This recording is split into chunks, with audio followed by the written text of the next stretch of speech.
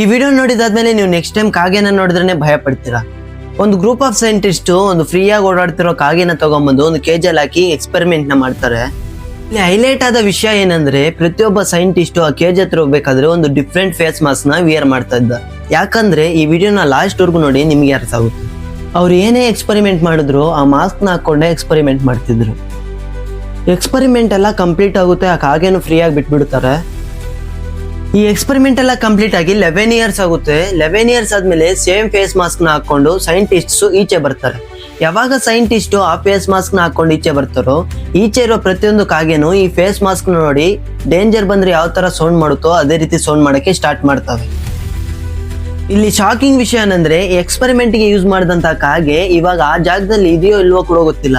But ಯಾವಾಗ scientist ಆ face mask ನ ಹಾಕೊಂಡು ಈಚೆ ಬರ್ತಾರೋ ಪ್ರತಿಯೊಂದು ಕಾಗೆನೂ ಸೌಂಡ್ ಮಾಡಿರ್ತವೆ. ಅರ್ಥ ಮಾಡ್ಕೊಳ್ಳಿ, 11 ಇಯರ್ಸ್ ಎಕ್ಸ್ಪೆರಿಮೆಂಟ್ ಮಾಡಿದಂತ ಕಾಗೆ ಜೀವಂತವಾಗಿ ಇದೆಯೋ ಇಲ್ವೋ ಕೂಡ ಗೊತ್ತಿಲ್ಲ.